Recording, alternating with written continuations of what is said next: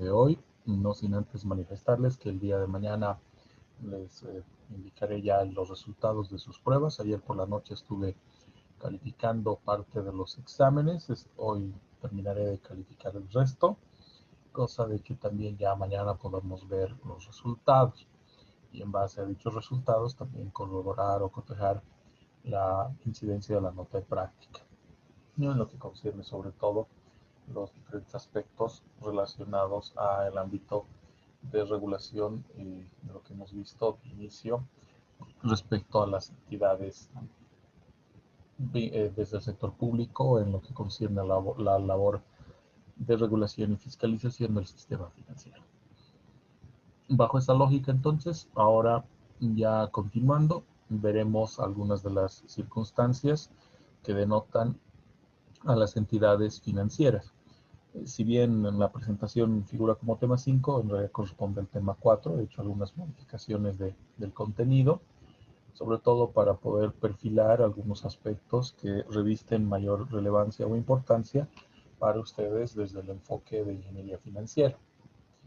Así como hemos hecho alusión al sistema financiero como tal, que compromete la presencia de varias instancias, tanto públicas como privadas, toda la primera parte nos hemos concentrado más que nada en el ejercicio de la regulación, las competencias ejercitadas por parte de ASFI, y cómo dicha entidad pues está ligada inmediatamente a la comprensión de lo que denota en todo caso aquellas competencias que le son otorgadas por mandato normativo, competencias y atribuciones que se van a efectivizar, por lo menos en el ámbito del mercado de intermediación financiera indirecta, frente a las denominadas EIF, las entidades de intermediación financiera o las entidades financieras como tal, que precisamente son las que pasamos a detallar a continuación. Cuando nos referimos a las entidades de intermediación financiera, necesariamente debemos hacer alusión al reconocimiento tanto de las entidades financieras públicas o eventualmente aquellas con participación mayoritaria de parte del Estado, lo que connota algunas particularidades que vamos a reconocer en el desarrollo de esta primera etapa del tema, ya ingresando a lo que es el segundo parcial, para que podamos constatar y verificar qué tipo de entidades son las que se concentran en un ámbito público, para luego ya dedicarnos de manera exclusiva a lo que son las entidades de intermediación financiera privada, las particularidades sobre todo de las denominadas EIF, y en este caso dando énfasis tanto a la faceta de los bancos, las cooperativas, las instituciones financieras privadas de desarrollo, así como también la banca comunal y otras, ¿no? Dentro de las categorías que la propia Ley de Servicios Financieros, la Ley 393, establece para este rango de entidades. Cerrando también con los servicios financieros autorizados, en el sentido de que no solamente debemos hacer alusión a las entidades financieras, sino también a aquellos servicios que éstas pueden prestar, ya sea para beneficio directo de usuarios y consumidores o clientes, como también aquellas actividades que se van a regular o definir por el mandato de la propia normativa vigente, concretamente la Ley de Servicios Financieros. Ese es un poco el contenido de lo que vamos a abordar tanto el día de hoy y mañana, así como también el desarrollo de algunas prácticas. Ya hoy veremos un poco de consolidar qué tipo de institución financiera vamos a constituir, cuáles son las exigencias o requisitos para dicha constitución, sobre todo cuál es el enfoque que tiene que manejarse más que nada desde la perspectiva de ingeniería financiera, que luego se va a casar obviamente con las exigencias jurídico-legales que también se determinan al respecto. Cuando hacemos alusión a las entidades financieras públicas o eventualmente a las entidades financieras también de esta naturaleza, pero con una participación mayoritaria del Estado, nos referimos sobre todo a el denominado Banco de Desarrollo Productivo o los bancos de segundo piso, cuyas particularidades y aspectos sobre todo nos vinculan a una serie de reconocimientos en cuanto a la esencia misma de este tipo de entes para poder corroborar que en el caso boliviano se ha tergiversado en alguna medida la esencia de un banco de segundo piso o un banco de desarrollo o un banco de inversión respecto al volumen de operaciones que puede realizar y al tipo de operaciones a las cuales está orientado. Eso lo vamos a poder apreciar en cuanto al análisis de lo que acontece con el Banco de Desarrollo Productivo, el BDP, que tuvo su antecedente en Nacional Financiera Boliviana, NAFIB, que surgía como una respuesta política o de una suerte de definición de política financiera de reestructuración y de recapitalización o búsqueda de mecanismos de financiamiento para las entidades o empresas que así lo requieren y que hayan sido pues previamente tamizadas o identificadas por la Superintendencia de Empresas en su momento y ahora, entre comillas, la AEMF, la Autoridad de Empresas. Aunque en gran medida, pues dicha entidad o la autoridad ya no reviste la particularidad de vincularse con el procedimiento de financiación o los mecanismos de financiación, porque además la norma en la cual se fundamentaba dicho trabajo con el que nace NAFIBO, el antecedente, si quieren, del Banco de Desarrollo Productivo, pues básicamente ha cesado, ¿no?, en lo que concierne dicha institución y dicha normativa. De la misma forma, hacer alusión a las entidades financieras públicas también nos remite a los denominados bancos públicos, ¿no? Pero aquí hay que hacer una apreciación muy particular. En el caso de los bancos públicos, estos no necesariamente comprometen lo que podríamos identificar en el caso del Banco Unión. Por eso, quienes eventualmente alegan que el Banco Unión se tratara de un banco público, pues eso es incorrecto. Si bien es cierto de que el Estado tiene una participación mayoritaria, pues casi total en lo que es el Banco Unión, esto no lo convierte inmediatamente en público, ya que hay ciertas previsiones y aspectos planteados o previstos en la Ley de Servicios Financieros y en la recopilación normativa que de una u otra forma nos determinan los requisitos para que sí podamos identificar a una EIF o a una entidad de intermediación financiera bajo la categoría de banco público, ¿no? Precisamente con el afán de profundizar este aspecto o aclarar este aspecto, ingresemos a la página de ASFI y dentro de ASFI nos vamos directamente al parámetro de la regulación del mercado de valores, que tiene la particularidad de que nos permite acceder a información de las entidades inscritas. Y dentro de esa información veremos, por ejemplo, la composición accionaria del Banco Unión. Vamos a ingresar a la tarjeta de registro del banco y veremos precisamente la cantidad de acciones y cómo se han dividido estas respecto a la participación del Estado.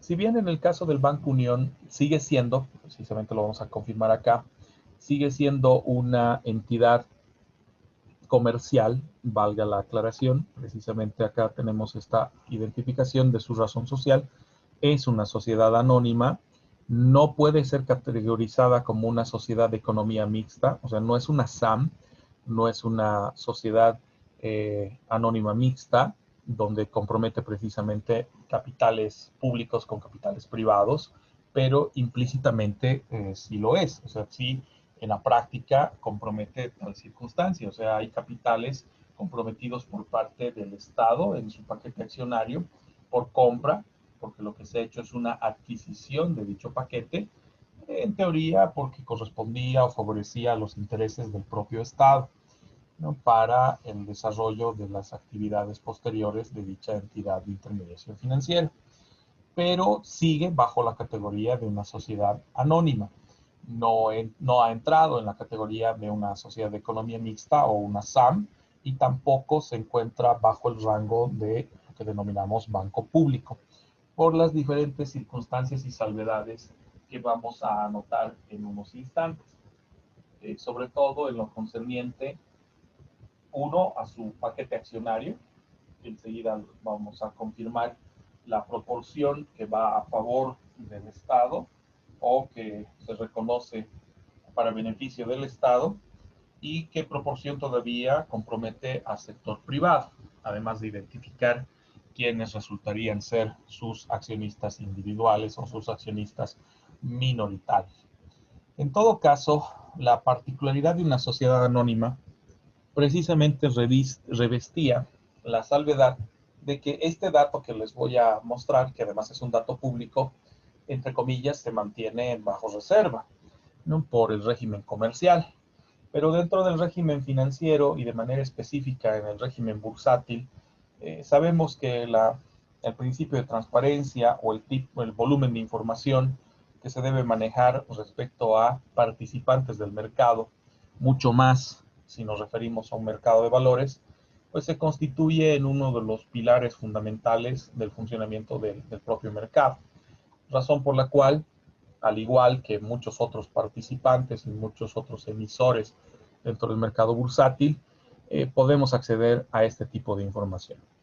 De manera específica, veamos el caso de la composición accionaria del Banco Unión. Actualmente el Banco Unión cuenta con un capital autorizado de 3.130 millones de bolivianos, de los cuales su capital suscrito asciende a unos 2.104 millones, que constituyen además su capital suscrito y pagado, ¿no?, porque así se determina en el mandato normativo. Enseguida también les explico un poco la diferencia entre lo que es capital autorizado, capital suscrito y capital pagado. De la misma forma, se determina la composición de su paquete accionario, que en este caso corresponde a 37 accionistas, con un total de 210.489.658 acciones, de las cuales obviamente dichas acciones son de carácter ordinario y nominativas, o ordinarias y nominativas. No se admite acciones preferidas o acciones al portador que sí pudieran identificarse en el caso de otras instituciones u otras entidades de carácter privado. En el caso del Banco Unión, así como también la mayor parte de los bancos, se estila de que sus acciones siempre sean de carácter ordinario. No se admite las acciones preferidas para este tipo de entidades de intermediación financiera.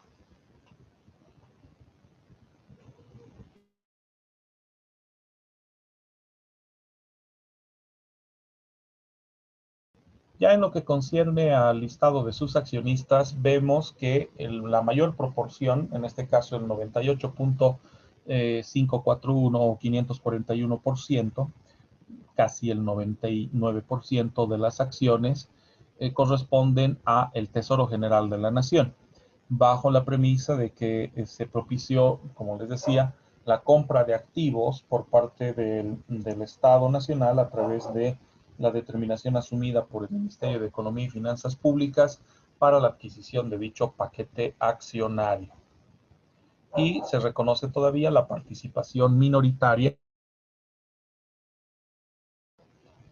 de los siguientes accionistas. Tenemos a Roberto Rojas Desiderio, el propio Banco Nacional de Bolivia, también es accionista del Banco Unión con el 0,11%, la Vitalicia Seguros y Reaseguros con el 0,038%, y otros accionistas de manera también minoritaria que comprometen menos del 0,6% de participación, ¿no?, entre lo que hacen a la participación de Jorge Valdés, Ana Mirta Santos, Ronald Justiniano, el propio Banco Visa, Cimex Bol y la señora Silvia Chambia Pasa, viuda de Choquetáis, ¿no?, entre las personas individuales y colectivas que participan en la composición y conformación del paquete accionario del Banco Unión, ratificando el hecho de que no se trata de un banco público, porque si fuera un banco público, el 100%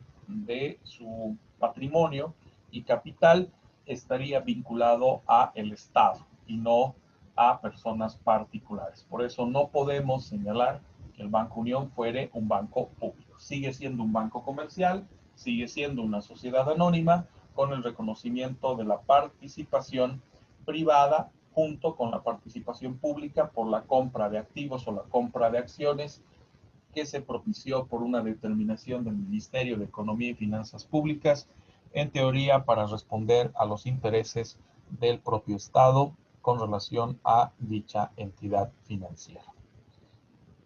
De ahí, de la misma forma, ya retomando un poco la línea de la presentación, abordaremos también la consideración de lo que implican las entidades financieras públicas de desarrollo, una especie de símil de los fondos o de las instituciones financieras de carácter privado y que pueden propiciarse a través de un esquema público. Permítame un instante, chicos, por favor.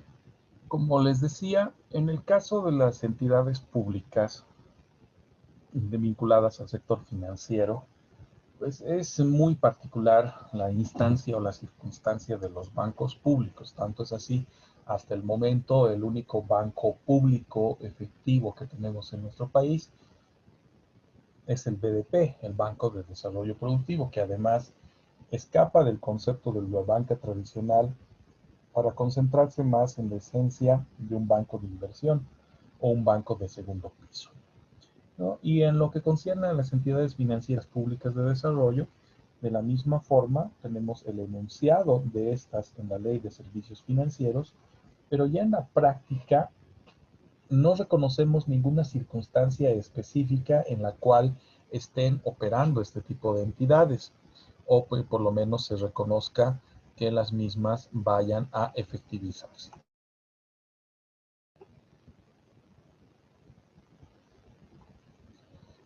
Cuando nos referimos a las entidades financieras públicas con participación mayoritaria del Estado, aquí ya entran en juego algunas otras singularidades, porque esta es una suerte de categoría, podríamos decir, casi intermedia con relación a las entidades financieras, sobre todo aquellas en las que el Estado tenga directa o indirecta participación. Tal el caso precisamente del Banco Unión. El Banco Unión sí es una institución con participación mayoritaria del Estado, pero no por eso se convierte en una institución pública o en una entidad pública, ya que para que ello fuere posible, necesariamente el Banco Unión tendría que haber sido creado por mandato de la ley. Precisamente tal circunstancia se encuentra determinada en el artículo 163 de la Ley de Servicios Financieros, la Ley 393, que de manera clara establece que la creación de entidades financieras estatales o públicas, si quieren, así como también de las entidades financieras con una participación mayoritaria del Estado, solo se puede realizar o se efectivizará mediante una ley del Estado, una ley nacional, o mediante convenios o documentos según corresponda. ¿Cuál es la circunstancia? Cuando nos referimos a las entidades financieras públicas o entidades financieras del Estado, el primer caso, estas se conforman por mandato de la ley, ¿no? Esa es la salvedad. Entonces, la creación de este tipo de entidades tiene que ser demostrada, tiene que ser validada por medio del ejercicio de la ley. Mientras que cuando nos referimos a las entidades financieras con una participación mayoritaria de parte del Estado, estas se pueden generar a través de convenios o eventualmente documentos que avalen la existencia de este tipo de entidades. Porque además, cuando esto ocurra, estaremos ante el reconocimiento de las denominadas SAM, Sociedades de Economía Mixta, ¿no? Por la participación pública y la participación privada, entendiendo además que por mandato no solo de la Ley de Servicios Financieros, sino de manera posterior por lo previsto en la Ley 466 de Empresa Pública, preferentemente el Estado debiera participar en la conformación de entes de esta naturaleza siempre y cuando el Estado contemple más del 50% más uno o del 51% del paquete accionario dentro de la entidad, a objeto de que la toma de decisiones básicamente se concentre en la voluntad del Estado, ¿no? Y que no comprometa la posibilidad de que se pueda establecer un criterio de decisiones fundada en la posición de carácter privado o privada dentro de la composición accionaria de este tipo de entidades. Razón por la cual pues, se plasma tal circunstancia en lo que connota la salvedad de la norma y su aplicación para este régimen.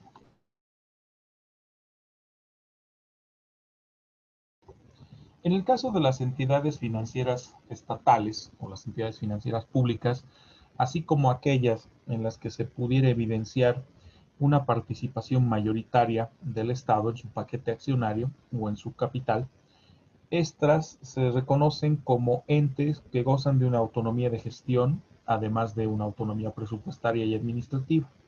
¿Bajo qué sentido? No dependen del Tesoro General de la Nación. Una vez que se constituyen, una vez que se crean estas, deben ser entes sostenibles por sí mismos, en base a los rendimientos que debieran generar o los rendimientos que debieran propiciarse, mismos que son reinvertidos en el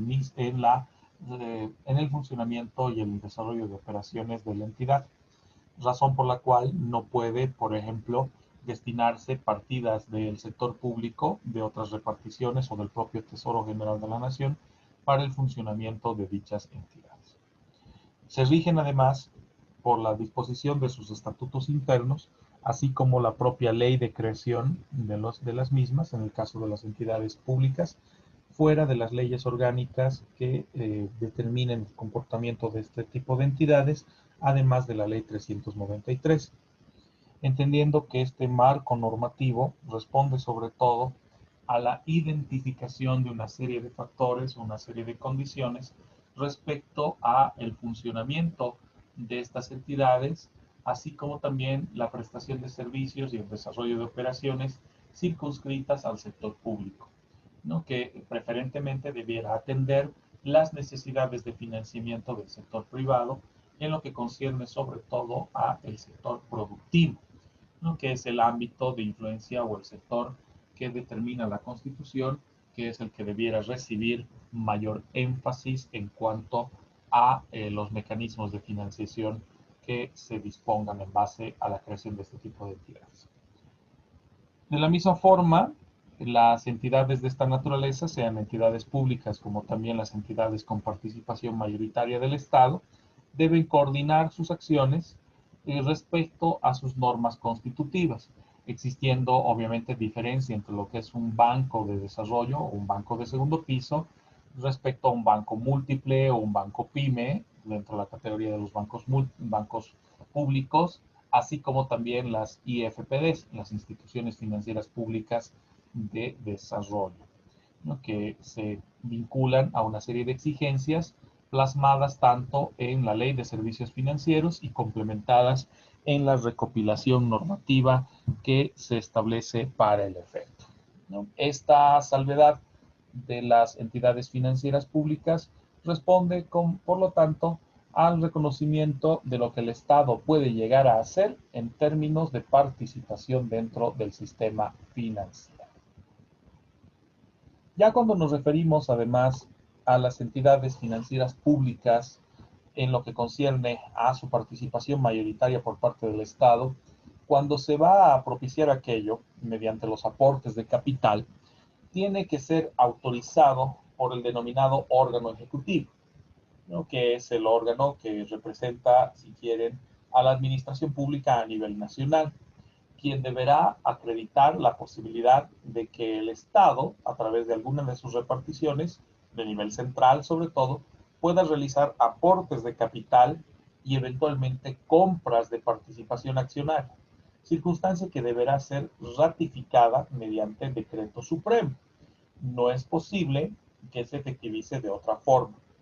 Acá vemos que eventualmente el caso del Banco Unión se adecua a lo que concierne al artículo 164, Por eso es que eventualmente el Banco Unión podría transformarse en un banco de participación estatal sin necesidad de abandonar su condición de sociedad anónima. No entraría en la categoría de sociedad de economía mixta porque no fue conformada bajo esa faceta a menos que se produzca una transformación y que como resultado de dicha transformación pueda adoptar ese lineamiento. Básicamente no se hace para que el Banco Unión pueda desenvolverse todavía bajo el esquema de un banco múltiple de carácter privado, por más de que el Estado sea el titular de su paquete accionario, casi en su totalidad, como hemos podido ver hace un instante. Esto sobre todo para que no restrinja el volumen de operaciones y el tipo de operaciones, sobre todo, a los que se vincula la labor cotidiana del Banco Unión, ¿no? Que no se restringe al sector productivo, como debiera acontecer en el caso de los bancos públicos, que debieran darle mayor énfasis a la operación de créditos y a la colocación de estos respecto al sector productivo, sin desmerecer el hecho de que también es uno de los sectores que pretende ser alcanzado por las operaciones desarrolladas por el Banco Unión, sin desmerecer las operaciones de banca comercial, banca persona, microcréditos y otros que conforman el volumen de operaciones que actualmente efectiviza dicha entidad de intermediación financiera, ¿no? Que sí se vincula más a una determinación de operaciones mixtas, pero circunscritas a ciertas particularidades, precisamente por el hecho de que el Estado fuere partícipe mayoritario del paquete accionario. Ya cuando nos referimos de manera específica, además, a las entidades financieras públicas con participación mayoritaria del Estado, sabemos que éstas preferentemente debieran estructurarse bajo la modalidad de una sociedad de economía mixta.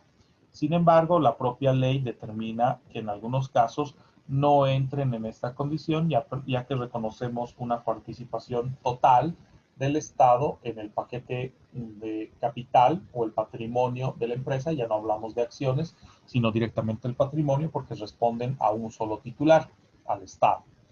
Cuando este sea el caso, ya sea de las sociedades anónimas o del patrimonio total a favor del Estado, para la conformación y creación de entidades financieras públicas de esta naturaleza, es imprescindible que se pueda acreditar el capital, ¿no? Las entidades financieras, tanto públicas como eventualmente aquellas en las cuales el Estado tenga participación, para poder existir o constituirse y también de la misma forma mantenerse en el mercado, deben mantener en todo momento un capital mínimo pagado en moneda nacional equivalente a las UFBs de acuerdo al detalle previsto en el artículo 165 de la ley 393.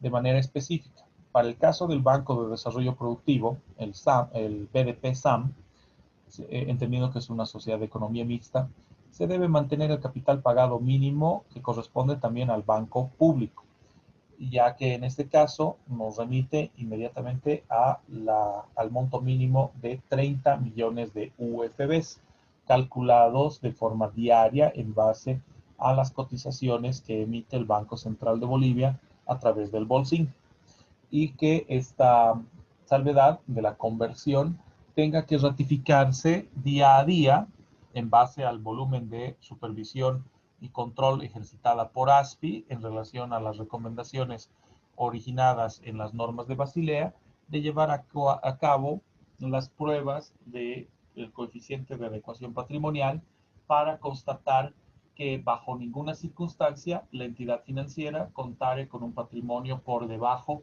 del mínimo exigido, ¿no? Que en este caso corresponde, como les decía, a 30 millones de UFBs, de acuerdo a la cotización que se maneje para cada día de cálculo. En el caso de las EFPDs o las entidades financieras públicas de desarrollo, se establece un capital mínimo de 18 millones de UFBs, ¿no? Las cuales, nuevamente, reitero, tienen que ser calculadas en base a lo que denota la exigencia de la cotización prevista en el Banco Central de Bolivia, ¿no? A través del bolsillo, respecto a esta unidad. Ahora, es importante, para que podamos avanzar también con el tema, y relacionarlo eventualmente o más adelante con las exigencias previstas para las entidades financieras privadas. ¿Cuál es la particularidad entre capital a secas, que es el que se maneja para entidades públicas o entes públicos de carácter financiero, a diferencia del criterio de capital autorizado, capital suscrito y capital pagado con relación a lo que se denota para el sector privado? Para ello, pues vamos a recurrir a nuestra pizarra para que podamos hacer la explicación correspondiente. Uy, perdón, esta es de otra. Ahora sí. Permítame un instante.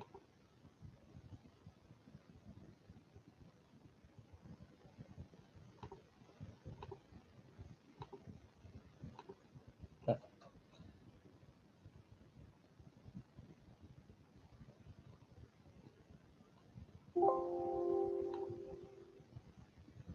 Creo que se ha cruzado con la presentación de otro tema. Permítame un instante que lo corrijo.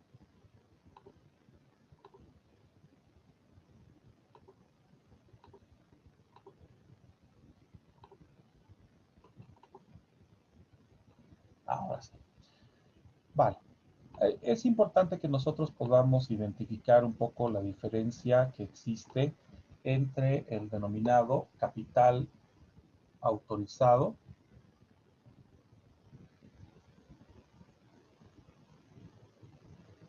versus lo que es el capital suscrito y el capital pagado.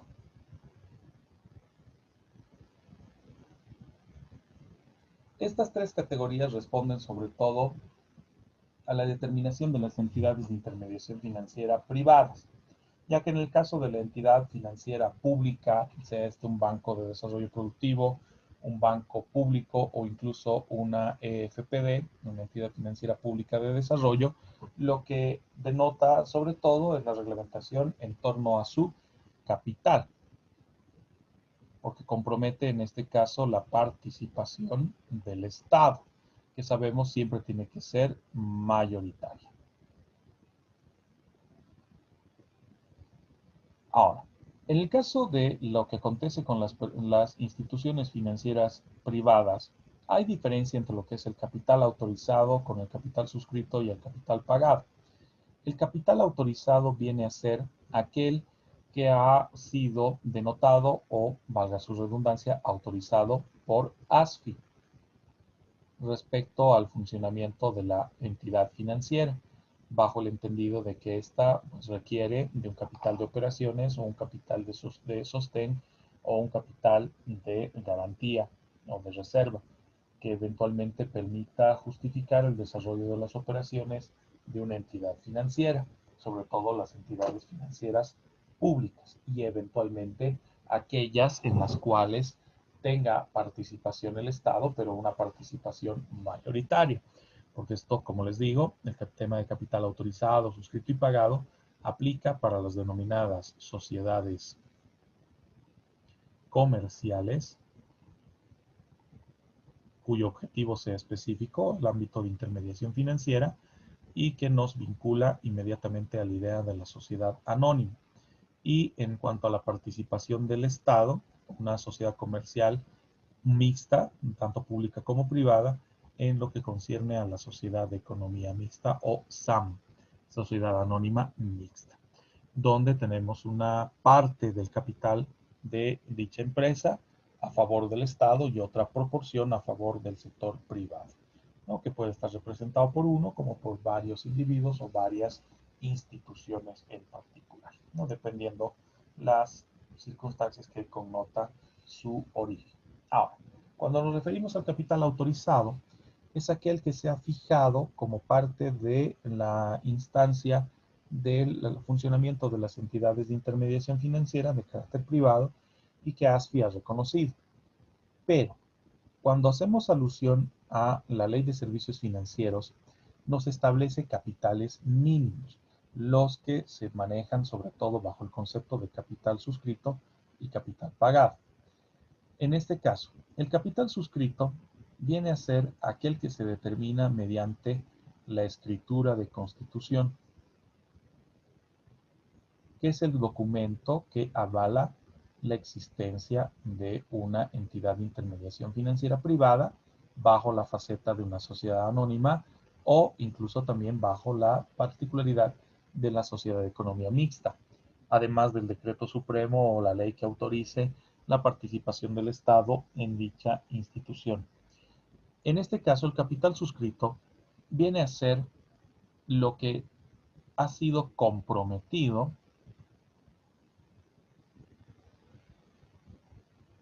por cada uno de los accionistas o futuros accionistas dentro de la entidad de intermediación financiera, sea esto una entidad privada o eventualmente, como les digo, una coparticipación del Estado. Ese capital suscrito, además, en el momento de la creación, en el momento de la constitución de la entidad, tiene que ser idéntico al capital pagado, fuera del hecho de que ese capital pagado responde a una serie de montos mínimos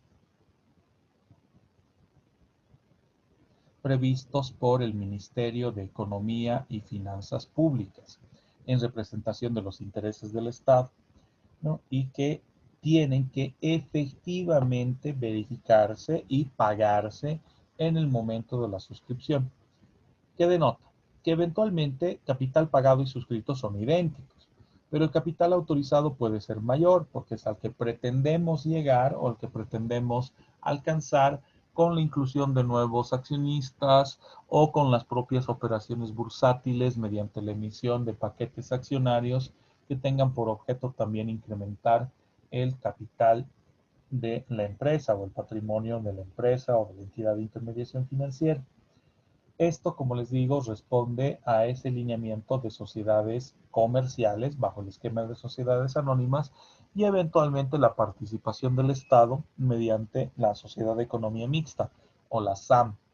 Porque cuando se trata de un banco público o un banco de desarrollo productivo, a menos que se adopte obviamente el esquema de una SAM, estos van a tener la necesidad de la identificación de un capital pagado y punto, ¿no? El que tiene que ser mínimamente el exigido en el mandato de la Ley de Servicios Financieros, concretamente el artículo 164 que veíamos hace un instante.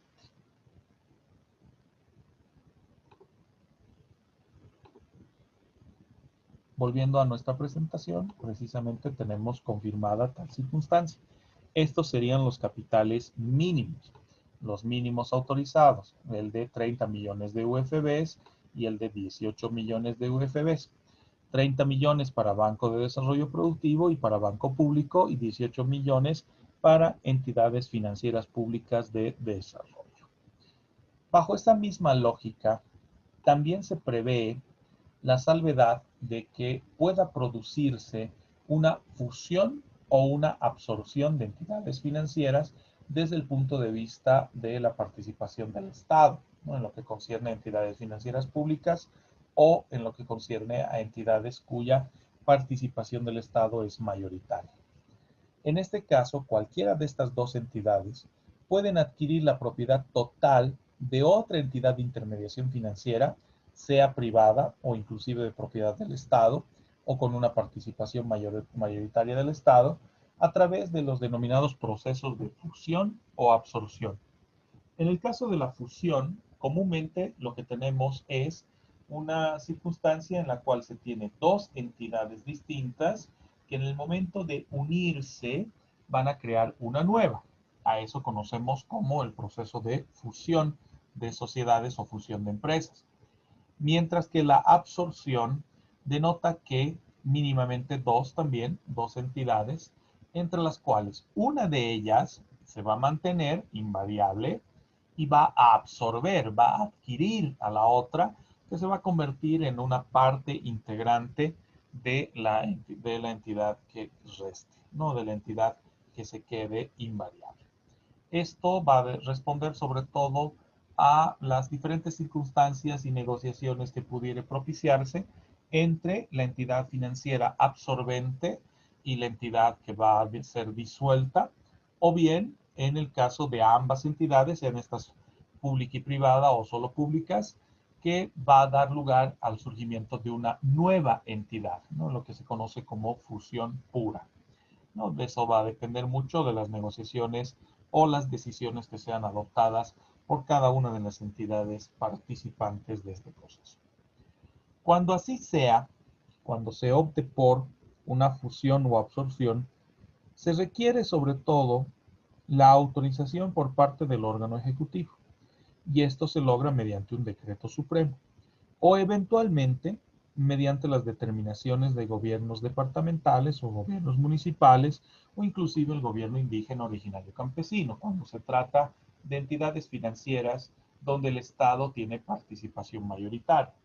Bajo el análisis de lo previsto en el artículo 170, entonces, podemos entender que cuando nos referimos a entidades financieras con una participación mayoritaria del Estado, estas pueden ser de alcance nacional, por ende con una participación del Estado central, o pudieran ser de alcance regional o local, que se vinculan al régimen del gobierno departamental o las gobernaciones, así como también el régimen municipal o las alcaldías y los gobiernos indígena originario campesinos, que vean por conveniente la participación en entidades de intermediación financiera, sobre todo para el financiamiento de las actividades o el financiamiento de las necesidades identificadas en la población a un nivel regional, ¿no? Sobre todo en lo que concierne a las actividades productivas.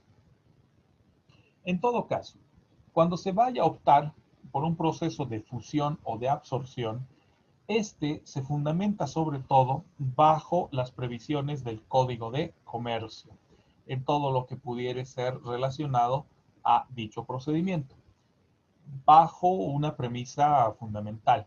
No puede llevarse a cabo un proceso de fusión o absorción sin el conocimiento, además de la autorización correspondiente emitida por ASFI.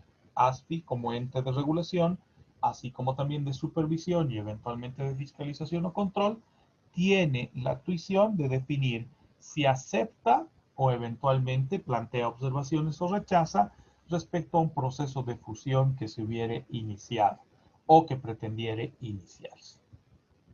Razón por la cual pues tiene que ser también sujeto a un procedimiento particular, no solo de acuerdo a lo previsto en el Código de Comercio, sino también a la normativa que rige a ASFI y, en consecuencia, a las entidades de intermediación financiera sujetas a su regulación. La autoridad de supervisión, por lo tanto, es la responsable de autorizar el desarrollo de una operación de fusión o absorción previa validación o verificación de las incidencias de dicho proceso y que además se enmarque a lo previsto en la normativa emitida para tal efecto o para tal consecuencia. Normativa, reitero, que se encuentra plasmada tanto en la Ley de Servicios Financieros, la Ley 393, que es la que estamos analizando, y de la misma forma el Código de Comercio, además de la recopilación normativa para el sistema financiero, donde se determinan las circunstancias que ameritan una fusión o absorción. Precisamente una de las prácticas que vamos a realizar para el desarrollo de nuestro segundo parcial va a comprometer un proceso de fusión o absorción que ustedes van a decidir si optan más por una vía de fusión o más bien por una de absorción. En unos instantes también les daré las instrucciones ya para el inicio de dicho procedimiento. En el caso de las entidades financieras públicas y aquellas en las cuales el Estado tenga participación directa, necesariamente tenemos que hablar de la representación ante la Junta de Accionistas, ¿no? Porque este tipo de entidades responde a una estructura similar al de una sociedad anónima bajo el esquema de sociedad de economía mixta o eventualmente la representación del Estado, ¿no? En lo que concierne a las entidades, en las entidades de carácter público. En todo caso, la representación estará a cargo del ministro de Economía o la ministra de Economía y Finanzas Públicas, según la condición, quien en su calidad de representante legal del Tesoro General del Estado va a poder efectivizar dicha representación y participar activamente de las juntas de accionistas, tanto junta ordinaria como junta extraordinaria. En su defecto, el ministro podrá o la ministra podrá delegar esta representación al viceministro que dependa de su despacho, siempre y cuando se haya otorgado la delegación correspondiente, que en el régimen administrativo de lo que concierne al Estado compromete sobre todo la emisión de una resolución administrativa o una resolución ministerial que justifique las razones por las cuales se otorga esa competencia a uno de los viceministros o una de las viceministras, quien deberá ejercer la representación no solo del ministerio, sino también del propio Estado dentro de la entidad de intermediación. En el caso, además, de las entidades financieras públicas de desarrollo, las EFPDs, que enseguida veremos cuál es su particularidad, puede corresponder también a los gobernadores departamentales por las acciones que representan al gobierno departamental o a los alcaldes o a las autoridades indígenas, el que asuman un grado de representación de dichas formas de gobierno, ¿no? Y que en base a aquello pues puedan participar también de las juntas de accionistas, tanto la junta ordinaria como la junta extraordinaria, para la toma de decisiones respecto a el proceso, respecto a las operaciones de dicha entidad, ¿no? En lo que concierne a su conducción y la adopción de una serie de políticas y decisiones que se van a plasmar en el propio funcionamiento de la entidad financiera. Veamos ahora cada una de las entidades financieras de carácter público. Comencemos con el Banco Público. De acuerdo a lo previsto en el artículo 175 de la Ley 393, el Banco Público se rige sobre todo por la determinación de la ley que haya determinado su creación, así como también esta disposición suele determinar qué tipo de actividades va a llevar a cabo el Banco Público, preferentemente orientadas al área de influencia prevista en la Constitución, el darle mayor énfasis a la cobertura de necesidades financieras del sector productivo, artesanal, comercial, pequeño productor, etc. Y que además determinará en la ley de su creación los rangos de la operación y funcionamiento, además de la organización interna de la entidad financiera, sometiéndose también a las previsiones de la Ley 393 en todo lo que resultare pertinente, además de la recopilación normativa de ASFI, entendiendo que se encuentra siempre sujeta a las normas de solvencia y prudencia financiera, así como al control y supervisión de nuestro regulador, dentro del marco jurídico que determina el desarrollo de operaciones de una entidad de esta naturaleza. La otra entidad pública es el Banco de Desarrollo Productivo, una entidad que responde sobre todo al reconocimiento de ciertas singularidades que connota un banco de segundo piso.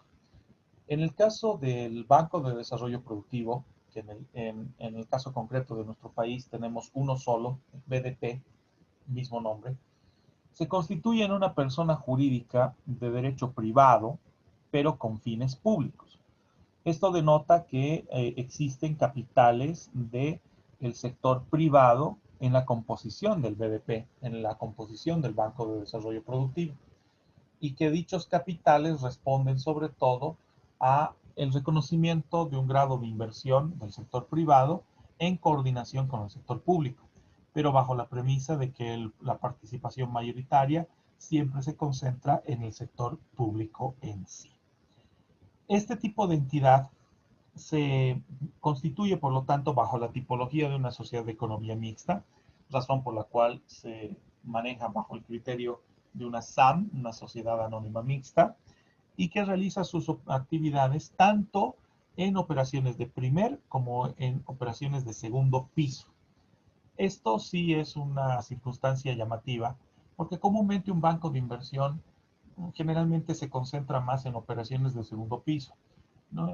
Constituyéndose básicamente en un banco de bancos, ¿no? Pero en el caso boliviano se admite de que el BDP pueda llevar a cabo operaciones de primer piso o operaciones a mercado abierto en franca competencia, a veces una competencia desleal o una competencia imperfecta, con el resto de las entidades de intermediación financiera. En suma, inicialmente se preveía de que el BDP pueda orientarse más a mecanismos de inversión y de fomento para promoción del desarrollo del sector productivo, ¿no? Cosa que eventualmente también hace, pero conjuga el desarrollo de dicha actividad o de dichas operaciones con lo que acontece también en el ámbito de operaciones de mercado abierto, ¿no? Operaciones de colocaciones similares a las que acontece con los otros entes de intermediación financiera, razón por la cual eventualmente hablamos de una suerte de competencia desleal propiciada por el propio ente estatal. El Banco de Desarrollo Productivo, además, bajo el esquema de la Sociedad de Economía Mixta, debe contar en todo momento con una participación accionaria mayoritaria del Estado plurinacional, representado en este caso por el Ministerio de Economía y Finanzas Públicas. Dicha participación mayoritaria responde a lo que ya mencionaba anteriormente, el hecho de que la entidad pública preferentemente tome las riendas de las decisiones o las determinaciones a ser adoptadas en la entidad, ya que si el paquete accionario de carácter privado tuviere la mayoría o tuviera una participación mayoritaria, pues las decisiones se concentrarían más en el ámbito de orden público, ¿no? Y en este caso, o de orden privado, mejor dicho, y no necesariamente responderían a los lineamientos establecidos en la Ley de Servicios Financieros con relación a este tipo de entidades, que tienen que darle mayor énfasis al sector productivo, o por lo menos así debiera ser, ¿no? Circunstancia que en la práctica, como bien les menciono, pues se maneja de manera indistinta, ya que el BDP opera tanto a mercado abierto o mercado de primer piso, como en operaciones de segundo piso o de banca de inversión.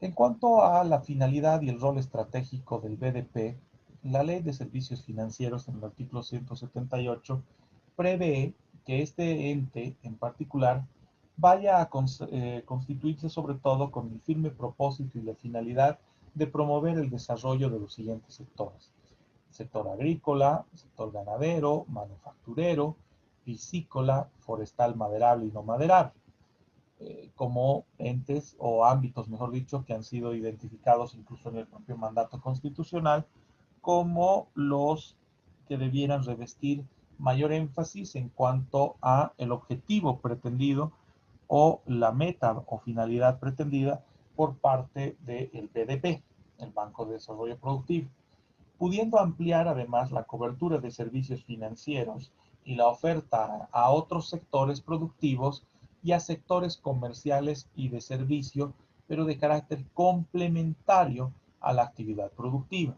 O sea, tienen que ser actividades empresariales o comerciales que vayan a favorecer al sector productivo, ya sea al sector agrícola, ganadero, manufacturero, piscícola, forestal, etcétera, ¿no? Entendiendo que dichos ámbitos también van a revestir la necesidad de actividades accesorias o servicios o actividad comercial que pueda favorecerles, como por ejemplo servicios de logística, transporte, seguros y otros que eventualmente puedan estar relacionados directa o indirectamente al sector identificado, ¿no? Esto es uno de los puntos que de alguna manera establece ciertas limitaciones a las operaciones de primer piso que se llevan a cabo ante el BDP, o por lo menos así debería ser, y mucho más en cuanto a las operaciones de financiación o las operaciones de inversión que se otorgan bajo un esquema de segundo piso,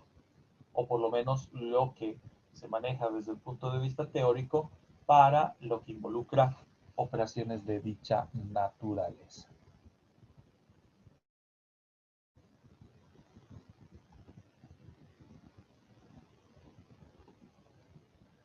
Por eso es de que El rol estratégico que identificamos, o por lo menos que se identifica con relación a la Ley de Servicios Financieros, en lo concerniente en este caso a el BDP, denota el hecho de que pueda estar orientado más a fortalecer la presencia del Estado en el financiamiento y promoción del desarrollo del sector productivo, que si bien inicialmente puede parecer favorable, sabemos que en la práctica el volumen y proporción de financiamiento del sector productivo descansa más en la banca privada que en lo que pudiera efectivizar el BDP o el Banco de Desarrollo Productivo, que en gran medida se convierte más que nada en un articulador de la distribución de fondos o la distribución de recursos que el Estado dispone para dicho propósito, ¿no? Y que en algunos casos ha dado lugar inclusive a consideraciones negativas, como ocurrió con el FONDIOC, ¿no? El Fondo de Desarrollo Indígena Originario Campesino, que entre comillas tendría que haberse vinculado también al rol estratégico del BDP para la colocación de créditos o la colocación o el prestar servicios financieros al sector indígena originario campesino o por lo menos a las entidades comerciales o empresariales vinculadas a ellos. Una circunstancia que pues del discurso al hecho pues data o dista mucho todavía. De la misma forma, el BDP tiene por rol, un rol además caracterizado por ser estratégico, la posibilidad de financiar la ejecución de políticas y prioridades productivas, además de aquellas que se hubieran denotado como políticas estratégicas de acuerdo a los programas y políticas estatales, sobre todo en lo concerniente a los mecanismos de fomento para el sector productivo. O sea, tiene que responder a una suerte de planificación nacional que se plantea como una referencia de lo que acontece o debiera acontecer en términos de financiación del sector. También asume el rol estratégico de participar en el sistema financiero nacional a través de una participación activa que procure favorecer a la mejora de condiciones de la prestación de servicios al público en general, sobre todo a aquellos vinculados al sector productivo, que es al que debe darle mayor énfasis el BDP. Con el paso de los años, sin embargo, el BDP, y ya mucho antes inclusive de la formulación de la Ley de Servicios Financieros, cuando era NAFIBO, ya durante el esquema de gobierno del MAS, como que perdió un poco el horizonte, ¿no? Y no se concentraba en el aspecto primordial de su creación, primero como NAFIBO y después como BDP, en el sentido de que debiera haberse buscado que se mantenga esa lógica de gestor de servicios financieros para el beneficio del sector productivo y la prestación de dichos servicios que se materializan sobre todo en la colocación de créditos vinculados a programas y proyectos de desarrollo. Por eso, con su vinculación al sector productivo. Ya que eventualmente en algún momento pues el BDP comenzó a competir eh, en una lógica de primer piso con las entidades financieras tradicionales, ¿no? Con la oferta del Banco Visa, del Banco Económico, del Banco de Crédito, del propio Banco Nacional, en lo que concierne sobre todo a microcréditos y al sector PYME. Veamos también ahora lo concerniente a las denominadas entidades financieras públicas de desarrollo. Este tipo de entidades responde sobre todo a la necesidad del fomento del aparato productivo y del desarrollo nacional. Surgen de la disposición legal que justifique su creación o eventualmente mediante la suscripción de convenios o acuerdos entre la estructura patrimonial del gobierno central y la participación que se tendrá de parte de gobiernos autónomos de nivel departamental o de ámbito municipal o de ámbito indígena originario campesino, entendiendo que se fundamenta sobre todo en la estructura que hoy reconocemos en nuestro país, una estructura basada en la autonomía de la función pública, en lo que concierne a los niveles o ámbitos identificados, ¿no? Central, departamental, municipal e indígena originario campesino. En todo caso, las EFPDs o las entidades financieras públicas de desarrollo gozan también de una autonomía de gestión presupuestaria y administrativa, ratificando el hecho de que no van a participar de la distribución del TGE o del Tesoro General del Estado o del TGN, como quieran decirle, sino al momento de su constitución. Claro, en el momento de crearlas o constituirlas, sí, eventualmente va a haber transferencias del Tesoro General del Estado por recomendación o decisión del Ministerio de Economía y Finanzas Públicas para la creación o consolidación de este tipo de entes. Pero ya luego en el desarrollo de sus operaciones debieran procurar alcanzar por lo menos una lógica de desarrollo sostenible o sustentable, ¿no? El hecho de que puedan generar sus propios recursos, que les pueda proveer obviamente una autonomía de gestión presupuestaria, así como también una autonomía administrativa. De la misma forma que en el caso de los bancos múltiples, este tipo de entes se rigen por o de los bancos públicos, perdón, se rigen por las disposiciones de sus estatutos y reglas internas, así como las leyes orgánicas que hubieran dado lugar a su creación, leyes de alcance nacional, leyes departamentales, leyes municipales, ¿no? Y eventualmente las determinaciones de pueblos indígenas a través del reconocimiento de sus autoridades originales. La intención, además de estos entes, los entes financieros públicos de desarrollo, responden sobre todo a la coordinación de acciones con el ámbito de una política nacional referida al desarrollo productivo y que esté ligada a las determinaciones del órgano ejecutivo, razón por la cual una EFPD o una entidad financiera pública de desarrollo debe sobre todo vincularse o relacionarse a las políticas estatales que se determinen para el efecto, ¿no? Como parte integrante del Plan Nacional de Desarrollo o de la determinación de políticas para el sector. Circunstancia que nos remite inmediatamente a las determinaciones del Ministerio de Economía y Finanzas Públicas. Lo llamativo es que desde la vigencia de la Ley 393 en el 2013 hasta la fecha, o sea, son 7 años de ejercicio de esta disposición legal, no tenemos todavía ninguna EFPD constituida. O sea, no tenemos ninguna entidad financiera pública de desarrollo que se hubiera gestado por determinación o voluntad del gobierno central en participación o coordinación con los gobiernos subnacionales, departamental, municipal e incluso indígena originario campesino.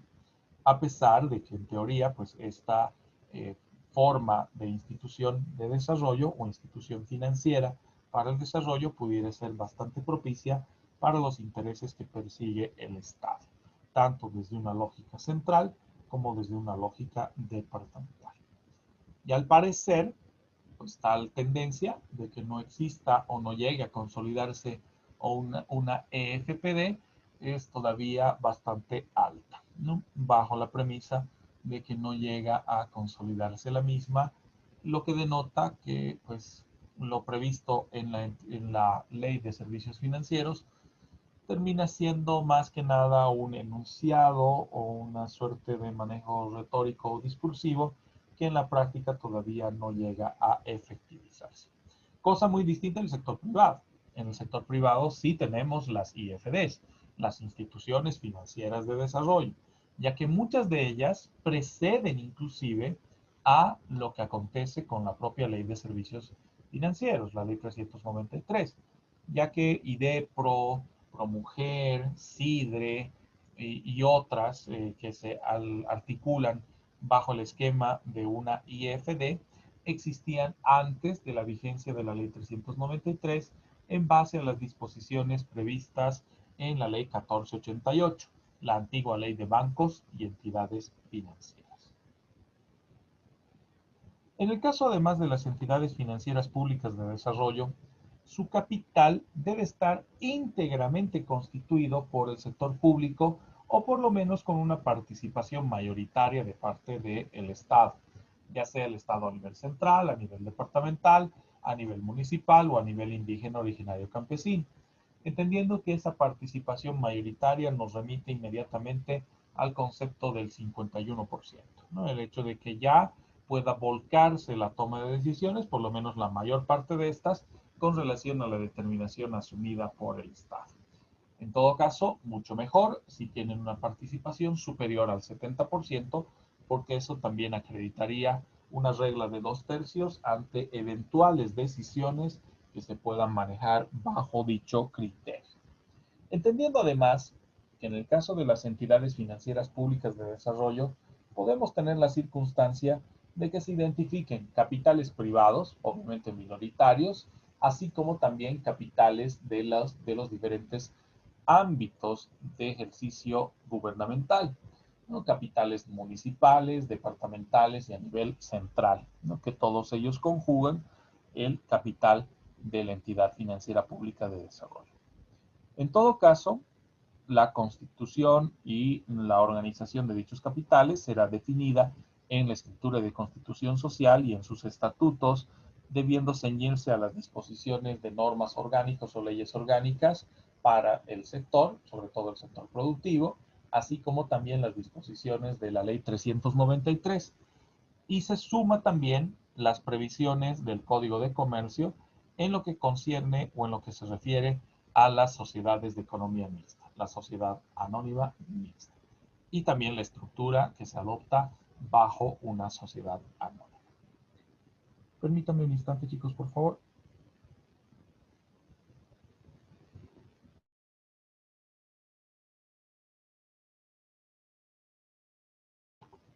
Como les decía en el tema del capital para las entidades financieras públicas, estas pues, responden ya sea a la determinación de que el Estado asuma la conducción total de dicha entidad o que permita la participación de otras formas de inversión, en este caso privadas, o eventualmente la participación de otros ámbitos de la administración pública, sobre todo en lo que concierne a la participación efectiva de nivel departamental a través de la gobernación o la participación del nivel municipal a través del municipio y eventualmente también la participación de pueblos indígenas, originarios y campesinos, que pudieran estar relacionados también a la incidencia de la conformación de una entidad de esta naturaleza.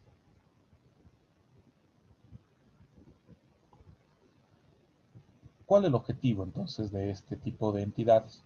Las entidades financieras públicas de desarrollo se concentran sobre todo en la salvedad de promover a través del apoyo financiero y técnico el desarrollo de los sectores productivos, sobre todo para beneficio de los departamentos, las regiones y los municipios del país. Por eso es que eventualmente se pueden vincular a la participación o el financiamiento propiciado desde el sector departamental, municipal o indígena originario y campesino. Llama la atención además, y es un punto que debemos tomar en cuenta, como una EFPD, al igual que las IFDs, porque esto se comparte con las IFDs, no solamente deben buscar la otorgación de créditos o la colocación de capitales, sino que dicha colocación responda a un trabajo conjunto de promoción y apoyo técnico para los sectores beneficiados. ¿Qué connota aquello? Que en el momento de que se produzca una colocación por parte de una FPD, una colocación de créditos o de capitales, previamente tendrá que haberse trabajado algunos aspectos técnicos del funcionamiento del beneficiario, ¿no? O qué es lo que hará el beneficiario con dichos recursos, ya que tiene que tratar de sacarse el máximo provecho posible de tal circunstancia. Esto derivará eventualmente en el reconocimiento de un soporte y capacitación que se brinda a través de la propia entidad financiera pública de desarrollo o que puede coordinarse con otros entes, ¿no? Con otros entes del sector privado o eventualmente del sector público, que le brinden asesoría o que le brinden capacitación a las entidades que son financiadas o eventualmente a los beneficiarios de las operaciones de dicha entidad, ¿no? De la EFPD. Para que pueda además desarrollar sus operaciones con total normalidad, la EFPD tiene que tener muy claro la composición accionaria de su capital, sobre todo cuando se encuentra conformado por las instancias gubernamentales, lo que nos da la posibilidad de mínimamente encontrar una estructura de 3 niveles o de 3 ámbitos. gobierno central, gobiernos autónomos departamentales, gobiernos municipales o eventualmente en su defecto gobiernos indígenas, lo que nos liga inmediatamente a las leyes orgánicas que determinan dicha participación. Así como para el banco público exigimos que éste sea conformado mediante una ley nacional, en el caso de las EFPDs, tendrá que definirse la participación de los niveles de gobierno mediante decreto supremo o mediante leyes orgánicas del régimen subnacional. Para la participación del gobierno central bastará un decreto supremo, que mejor si se cuenta con una ley, ¿no? Que es es una norma de rango superior, ¿no? Que es emitida por la Asamblea Legislativa Plurinacional. Y en el caso de la participación del gobierno departamental o el gobierno municipal, tiene que ser autorizada mediante una ley departamental o mediante una ley municipal. En el primer caso nos referimos a una disposición normativa que es emanada de la Asamblea Legislativa Departamental. Y en el segundo, en el caso del municipio, una ley que es emanada del Consejo Municipal, de acuerdo a la estructura y funcionamiento de dichos entes u órganos de gestión de gobierno. Pueden participar, sin embargo, también en el capital accionario otras personas jurídicas, tanto públicas como privadas, que eventualmente tengan interés en el desarrollo de las actividades de una EFPD, donde además podemos reconocer inclusive entidades financieras de carácter nacional o entidades de carácter internacional o extranjeras, siempre y cuando respondan a los objetivos concordantes con la EFPD, ¿no? Entendiendo que esta sobre todo tiene la orientación de promover el desarrollo del sector productivo en los diferentes ámbitos que connota este, sobre todo los identificados como prioritarios en el mandato constitucional. ¿Cómo funcionan además las entidades financieras públicas de desarrollo? Si bien están catalogadas como entidades de intermediación financiera, implícitamente no lo son del todo, ya que una entidad financiera pública de desarrollo se convierte en realidad en una intermediaria de intermediarios. Lo que hace es acercar a las entidades de intermediación financiera, las tradicionales, bancos, cooperativas, eventualmente bancos PYME y otras de las categorías que se manejan acorde a la ley de servicios financieros, hacia los sectores que serán beneficiados con la operación en sí misma. Por eso es de que se constituye básicamente en una intermediaria de otros intermediarios. ¿Cuál es la particularidad? La entidad financiera pública de desarrollo lo que hace es asumir prácticamente parte de la garantía que debió haber sido prevista por los prestatarios, o sea, los destinatarios de los créditos, ¿no? Que previamente son verificados, valorados o tamizados por la EFPD antes de establecer el contacto o el convenio o el contrato con las entidades financieras tradicionales, sobre todo bancos, bajo el entendido de que la EFPD no solamente ha analizado a los beneficiarios de las operaciones, sino que les brinda asesoramiento técnico para tratar de sacar el máximo provecho del mecanismo de financiación que se estuviera efectivizando y que dicho mecanismo no solo favorezca a la entidad de intermediación en cuanto al retorno del capital, sino también a la promoción del propio desarrollo, entendiendo que si la entidad, el beneficiario del mecanismo de financiamiento pues crece o se desarrolla, favorece a la sociedad, favorece al conjunto de la sociedad a nivel departamental, a nivel municipal o incluso a nivel nacional, y también favorece a las intenciones de la entidad de intermediación financiera, porque cuenta con el respaldo de liquidez y solvencia para asumir las obligaciones que hubiere contraído. En todo caso, todas las instituciones elegibles deben cumplir con las políticas y procedimientos que las entidades financieras públicas de desarrollo determinen para la prestación de servicios financieros, así como las políticas de calificación y administración de riesgo. En ese sentido, cuando nos referimos a institución elegible, estamos haciendo alusión a la entidad de intermediación financiera que va a permitir el desarrollo de programas de financiación a favor de los sectores identificados por una EFPD en coordinación con nivel departamental, nivel municipal y obviamente el nivel nacional, ¿no? En lo que concierne a gestión de gobierno. Cuando se identifican, por ejemplo, sectores, vamos con el caso de Cochabamba. Supongamos que la gobernación de Cochabamba quiere que se lleve a cabo o que se emprenda una entidad financiera pública de desarrollo para el fomento de las actividades productivas del Valle Alto o del Valle Bajo de Cochabamba. Identificará dentro de esos dos sectores, Valle Alto y Valle Bajo, cuáles serán los beneficiarios en última instancia, generará un programa de inversión y verificará qué entidades resultan ser elegibles, preferentemente entidades financieras cercanas al lugar donde se va a concentrar el volumen de inversión, ¿no? Por ejemplo, si estamos refiriéndonos a un programa de inversión que vaya a favorecer a el desarrollo de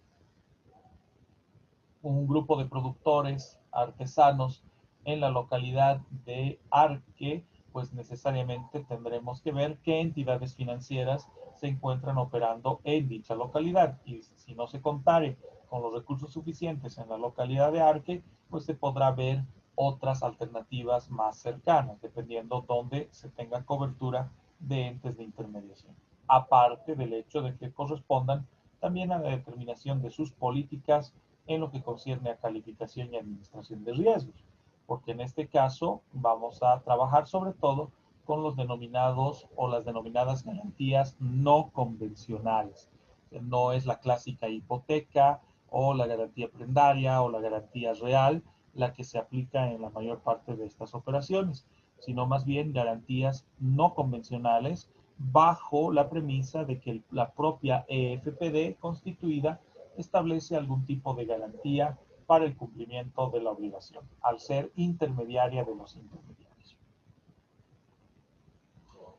Muy bien, antes de que podamos abordar el criterio de las entidades de intermediación financiera privadas, que esta la vamos a efectuar el día de mañana, realicemos un pequeño trabajo de análisis de la normativa en lo que concierne al proceso de fusión y absorción, cualquiera de los dos, bajo la premisa de que eventualmente el Banco de Desarrollo Productivo o el BDP tomare la determinación de absorber el Banco Unión o eventualmente que se termine consolidando la conformación de un banco público mediante la fusión, ¿no? El hecho de que el BDP abandone parte de sus funciones para convertirse en un banco público mediante la fusión con el BDP o con el Banco Unión.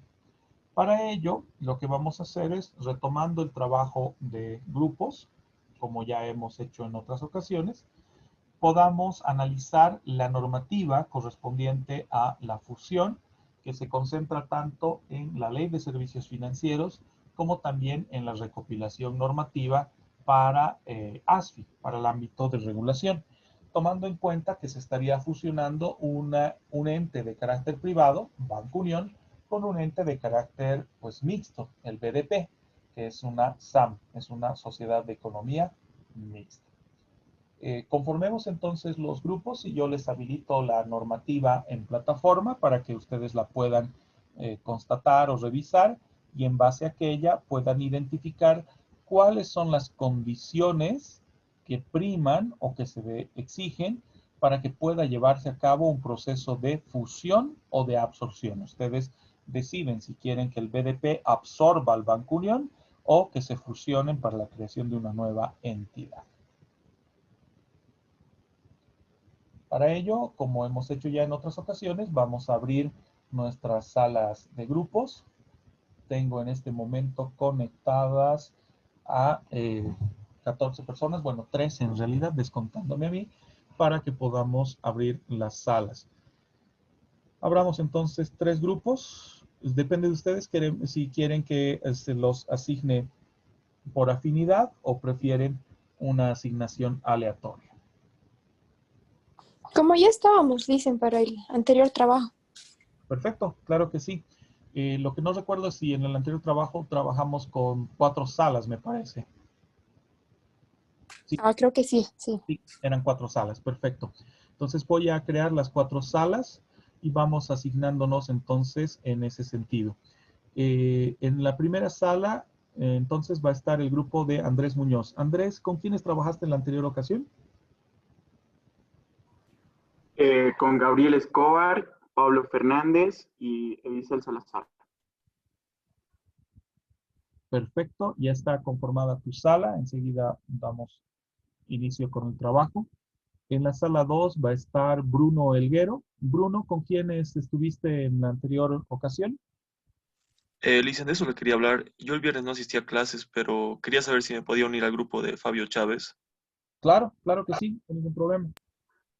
Muchas gracias. Perfecto, entonces vamos a habilitar el grupo con Fabio. Fabio, ¿quiénes más estaban en el grupo? Con Daniel Kisbert y, y Bergastelú. Perfecto. Bernardo creo que no está conectado en este momento, pero estarían entonces Fabio, Daniel y Lice, Bruno. Sí, estoy ahí está conectado. Bernardo. Perdón, no te alcancé a ver, Bernardo. Está bien, Lice. Perfecto, enseguida te asigno, pierde cuidado. Vamos con la sala 3. En la sala 3 tenemos permítanme que voy a mover a Bernardo a la sala 2. Ahora sí, perfecto. En la sala 3, empecemos con el grupo de Francisco, por favor. Francisco Vargas, ¿con quiénes estabas en el anterior trabajo? Con Luciana Cuellar, Luis Morales, Ya, ¿quiénes más eran? Sofía Sandy y Christopher Rosales. perfecto. Entonces en este momento están conectados, estás tú, Francisco, Luciana y Sofía, ¿no? Ya después se puede sumar también sus otros compañeros. Y en la sala 4 quedaríamos con Leonardo Nicolás, Nayeli Camacho y Nicolás Guardia. Perfecto, chicos. Voy a abrir entonces las salas, cosa de que podamos iniciar el trabajo. No es necesario que lo terminen hoy, pero sí vamos a iniciar el trabajo de la verificación de cuáles son las condiciones para que proceda una fusión o absorción, tomando en cuenta que las entidades que se terminarían o fusionando o eventualmente en una lógica de absorción fueran el BDP y el Banco Unión. Si optan por la absorción, el BDP estaría absorbiendo al Banco Unión. Y si optan por la fusión, bueno, ambas entidades se disolverán para crear una nueva. Ya están abiertas todas las salas y enseguida les habilito la normativa que deben tomar en cuenta, la ley de servicios financieros y la recopilación normativa.